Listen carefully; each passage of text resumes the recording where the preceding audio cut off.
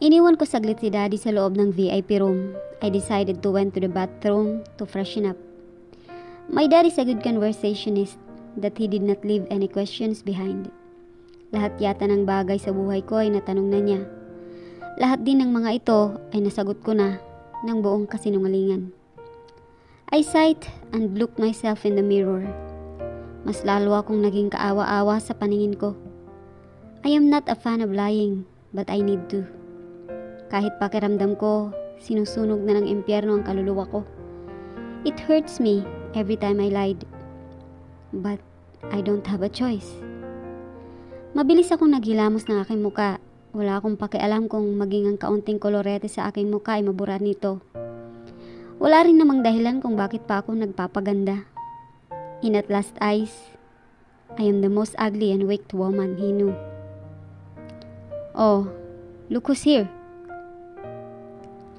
Napatingin ako sa may pinto nang magbukas ito. I instantly saw Trina walking towards me, smirking. I shook my head and continued what I'm doing. Mabilis kong pinunasan ang aking basang muka. Inayos ko na lamang ang aking sarili at hindi na ito pinansin. I've had enough for today. Masyado nang masakit ang ulo ko para pansinin pa ito. Alam mo, Olive, Atlas and I booked a hotel nearby. Pagkatapos namin kumain ay ang isa't isa naman ang kakainin namin. Wika nito at binubuntunan pa ng isang nakakalokang tawa. Alam mo, kaya ayaw ni Atlas sa'yo. Bukod kasi sa pandak ka, hindi ka rin maganda. Pinaningkitan ko ito ng mata. Pwede ba? Lubayan mo ko. Wala akong pakialam sa anong gusto niyong gawin ni Atlas. So shut up. Mariing wika ko. Halatang nagulat ito ngunit kagyat din ang napangisi. Palaban ka na pala ngayon. Hindi ka na ba tagot maiwan? I sighed and composed myself once more. Pilit ko na lamang isinisiksik sa isip ko na isa lamang kabit si Trina. Na katulad ng mga nauna ay iiwan rin ito ni Atlas. Na hindi ito importante dahil ako pa rin ang legal na asawa. Kung wala kang matinong sasabihin, aalis na ako. Tinalikuran ko ito at kinuha ang aking bag.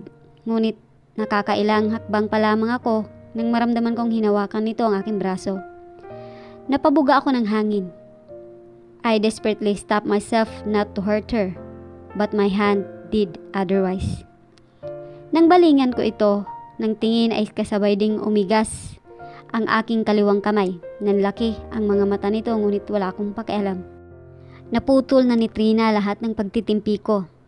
She pushed me to the limit. Sa susunod, kapag sinabi kong tumahimik ka. Pasalamat ka, Trina, hindi pa kita pinapatulan sa mga kagagahan mo. Baka manghiram ka ng mukha sa aso kapag napuno ako sa'yo. Mahabang litanya ko. At hindi rin ako pangit. Baka gusto mong tanggalan natin yung make-up mo sa mukha mo. Bago pa man ito makahuma, ay iniwan ko na ito. Hindi ko na siya hinintay na makaganti sa akin. Habol ang hininga na naglakad ako sa hallway ng restaurant. My heart is beating so fast. Alam kong mahina ako pero kung kinakailangan, lalaban ako. Dahil ang totoo, ako naman talagang may karapatan. Isa lang kabit si Trina na mahilig pumapel. Fuck! Aray! Alam kong hindi ako dinadaya ng aking pandinig. Kahit nasaktan sa pagkakauntog ay tumingala ako. Nang magtaas ako ng paningin ay bumungad kaagad sa akin ang nakakunot na mukha ni Atlas. Nagtatanong ang mga mata nitong nakatitig sa akin. I'm sorry. Wika ko. Why are you here? Gusto mo talagang makita ng daddy mo si Trina at masira ako? Tanong nito. Formal na formal ang itsura ni Atlas. Mukhang kakagaling lang nito sa site nito at nikapagkita kaagad kay Trina. Napailing ako, hindi na dapat ako magtaka. Hindi ko alam ang sinasabi mo. I have to go. Uuwi na kami ni daddy. Wika ko. Don't fool me again, Olive. Alam kong magaling kang paikutin ang lahat. Napaikot mo nga pati ang... Sinampal ko si Atlas. I looked at him straight to his eyes. For the first time in our 10 years of marriage. I slapped him for degrading me. Hindi ko alam.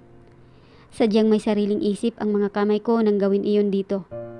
Marahil ang puso ko na lamang ang tila na manhid sa sakit, ngunit hindi ang aking katawan. Ang puso ko na lamang ang martir, ngunit hindi ang aking isip. I've had enough for today, Atlas. I'm drained from all the shit in our life. Sana magpahinga naman tayo. Nakakasawa na. I said before heading to my dad's room. Kahit nahihirapan ay pinilit kong kalmahin muna sa panginginig ang aking sarili. Nang lalambot din ang aking tuhod sa aking nagawa. I am usually calm and quiet. Kahit nasasaktan ako, hindi ako marunong makipag-away. But things change. Kapag pala napuno ka na, sasabog na lang ito at parang bulkan nang hindi mo namamalayan. Good thing you're here already, anak. Atlas is here. I saw him somewhere and I invited him to join us, but he declined. May meeting daw kasi siyang importante. Ay, may mas importante pa sa atin. Tumawa si Daddy pagkatapos niyang sabihin iyon. Kakaupo ko pa lamang sa silya at iyon kaagad ang bumungad sa akin. I smiled to him too, a fake one. Ramdam ko naman kasi na disappointed ito kay Atlas. Ginagap ko ang kamay nito. Sorry Dad, baka next time na lang po. Busy kasi masyado si Atlas. Pinilit ko pang pasiglahin ang aking tinig para mawala ang hinanakit ng aking ama. I tried to open topics that I worthy to talk about. Natanong din ni Daddy ang pagpili sa akin ng isang magazine sa Dubai bilang representante sa isang malaking event for empowering women. My dad is very proud of me. I can feel it. Iyon nga lamang, maging sa sarili ko ay hindi ko alam kung matutuwa ba ako o mas malulungkot. I've been in different countries to represent woman empowerment. But me as a woman is way farther than the image that I portray. Sumama ako kay Daddy pa uwi sa aming bahay. Hindi na muna ako uuwi sa bahay namin ni Atlas. Wala rin naman akong kasama doon. Kapag malungkot ako at libre si Daddy, siya lamang ang laging sandigan ko. The only person that will understand and spoil me, just like before. Katulad kanina, maingay pa rin ang lansangan. Madilim pa rin ang iilang kalsada at may mangilang-ilang mga establishmento ang bukas pa rin. It's exactly 12 in the midnight, but the metro is still alive and crowded. The colorful LED lights from the bars, signage, the lampposts from each side of the streets, the Christmas decors and the Christmas lights. It is a perfect view that made the dark night beautiful under the starry sky. Alam mo, Iha, gustong-gusto ko nang magkaapo. Kailan niyo ba balak ni Atlas? Naagaw ni Daddy ang aking atensyon dahil sa sinabi nito. Mula sa pagtanaw sa labas ng bintana ng kotse, ay tiningnan ko ito sa aking tabi. He seemed excited. Napangiti ako at pinalis ang anumang bagay na gumugulo sa akin. I leaned to my father's shoulder and clung to him like a baby. Hindi ko alam, Dad. May tamang panahon naman ang lahat eh. We are waiting for the right time. Wika ko. Ikaw, kailan mo balak mag-asawa ulit? Pabirong sabi ko ulit dito. Natampal ni Daddy ang balikad ko. Natawa ako kaya natawa rin ito. Hinding-hindi na. I love your mother so much. When love hit you so hard, anak, mahirap nang makabangon. Hindi na ito napapalitan. Mahina ang anas nito. Naramdaman ko pa ang paghalik nito sa tuktok ng aking ulo. I smiled to my father said, mas lalo kong napatunayan kung gaano nito kamahal ang aking ina. The magic of true love. When it will hit you, it will stick you like a glue. Same goes to my feelings with Atlas. Damdamin na sa haba na ng panahon na hindi pa rin ako nakakaahon. Nananatili, naghihintay, at umaasam. I stayed at my dad's house for 1 week. I skipped from the work decided to cancel all my meetings. Naisip kong magpahinga mula sa lahat ng stress na naramdaman ko nitong mga nakaraan. To unwind and relax. Hindi na rin ako nagpaalam kay Atlas. Hindi naman kasi kami sanay na pinapaalam ang mga schedule sa isa't isa. Masasabi ko rin na hindi kami close. We are two different people that is binded only because of marriage. Na hindi pa niya gusto dahil ako lang naman ang nagpumilit. Bago ako umuwi sa Southridge Village, ay dumaan muna ako sa aking clinic. Kinuha ko ang ilan sa mga dokumento ko at mga papeles ng aking mga pasyente. I decided to read those papers at home. It was 6 in the morning and I had all the day to scan it. I smiled as I maneuvered my car. Naalala ko na naman ang masasayang araw ko kasama ni Daddy. Ang pagpunta namin ng ibang bansa para lamang kumain at maglingaw-liwaliw ng 3 araw at ang pagbili nito ng bagong sasakyan para sa akin. My dad spoiled me so much that sometimes I thought he is too good to be true. Marahil maswerte lamang ako dahil mayroon akong tatay na sinusuportahan ako at minamahal. Mga bagay na madalas hindi nararamdaman ng iba. Minsan nakakalimutan na nga. Madalas napapabayaan na lang. Nang makarating sa lugar ay pinarada ko kaagad ang kotse sa aming malawak na bakuran. I even saw Atlas' car, parked in our garage. Nang tingnan ko ang relong pambisig ay nakita kong mag-aalas 8 na ng umaga. My forehead creased. Atlas usually went to work early. Nakapagtataka na nandito pa ito. Dahan-dahan kong binuksan ang pintuan ng bahay. I sighed in relief that the house is quiet and peaceful. Tanging ang tunog lamang ng wind chimes ang maririnig. Ang huni ng alaga ni Atlas na ibon at ang aking mahihinang paghakbang. Where have you been? Bigla ang pagtigil ng aking paghinga, maging ang aking mga hakbang ay tumigil rin. Pakiramdam ko isa akong kriminal na isasalang sa hot set. Naghihintay na tanungin at hatulan ng nararapat para sa akin. Naririnig ko rin ang mga bagal na tunog ng namumula sa tsinelas ni Atlas. Bawat paghakbang nito ay aking binibilang. Nakatayo lamang ako sa pasilyo malapit sa aming sala. Natatakot akong lumingon dahil alam kong nasa likuran ko lamang ito. Alam kong galit ito dahil sa tono ng boses nito. Atlas stopped a few inches away from my back. Naramdaman ko pa ang init na nagmumula sa katawan nito. Maging ang paghinga nito ay tumatama sa aking ulo. Hindi naman kasi ako masyadong pandak. Trinina is just exaggerating things. Kahit 5 and 11 inches ang height ni Atlas ay ramdam ko pa rin ang init na nagmumula sa hininga nito.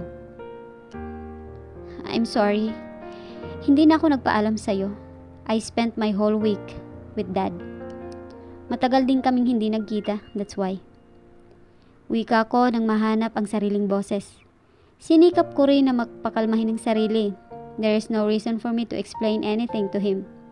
Siya na mismo ang nagsabi na wala kaming pakialamanan sa isa't isa. Gawain ba ng matinong asawa yan? Really, Olive? I instantly turned my back to face Atlas. Nakakunot ang noo ko ng balingan nito. Sinuyod ko rin ng paningin ang kanyang kabuuan. He looked stressed. Bukod sa may mga itim na linya sa ilalim ng kanyang mga mata, ay mataas na rin ang bigote sa pangahan nitong muka. May problema ka ba sa akin, Atlas? This isn't the first time that I spent a week with my father. Bakit parang kasalanan ko na naman? You should have told me. Para akong siraulo dito na naghihintay sa'yo. Hinawakan ni Atlas ang aking braso. Masakit, ngunit hindi ko na lamang pinansin. Maging ang aking shoulder bag na dala ay naramdaman ko pa ang pagdaos-dos nito. All I cared is the glint of frustration in Atlas' eyes. Nanggagalit ang mga bagang nito, ngunit damang-dama ko ang inis nito sa akin. I blinked twice. I blinked some more. Isa akong psychiatrist. I can read minds and emotions. Madalang lang sa aking mga daliri ang pagkakataon na magpakita ng ganitong reaksyon si Atlas para sa akin. Hindi ko alam kung ikakatuwa ko ba o mas lalo akong mangangamba. Nasasaktan ako. Mahina ang bulong ko. I I felt his grip loosen. Titig na titig rin ito sa akin, ni hindi nito alintana ang posisyon.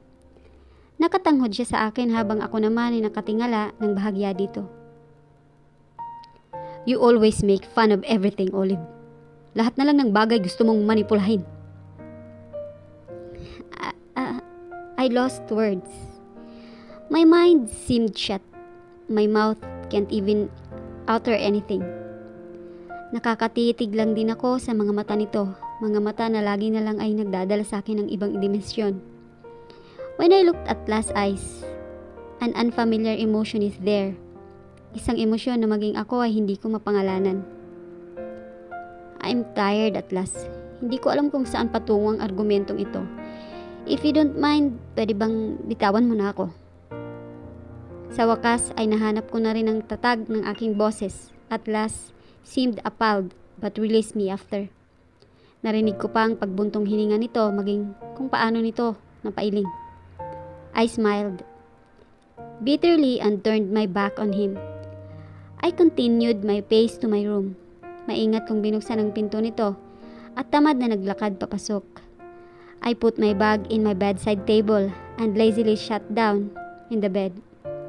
Napabuntong hininga ako kasabay ng isang tanong na kahit kailan hindi na nawala sa akin. Kailan ba ako titigil sa pag-asam sa isang damdamin na napaka-imposible kong makuha?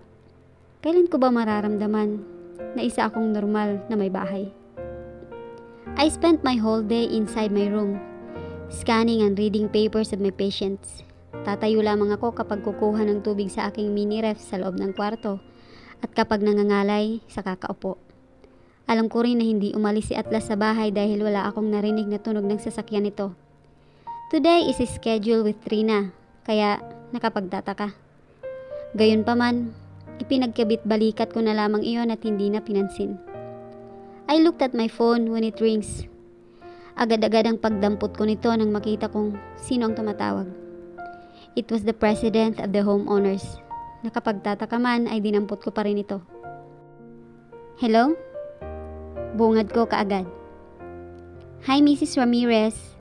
The Homeowners Association agreed on having a pool party tonight. We're very glad if you and your husband will join us. Masigla nitong wika sa kabilang linya. Napakunot ang noo ko na parabang nakikita ako nito. Kapag kuwan ay napabuntong hininga na lamang bilang pagsuko. Iniisip kong panahon na naman siguro upang makipagkaibigan ako sa mga kasamahan ko sa asosasyon. Kahit pa alam kong may mga iilan na huwad ang pag-uugali. I will try. Sige po. Pagsang-ayon ko. That will be great. Masayang wika nito. Ibinaba ko ang cellphone pagkatapos nitong magpasalamat at magpaalam sa akin. I looked at the four corners of my room. It is very lonely and empty.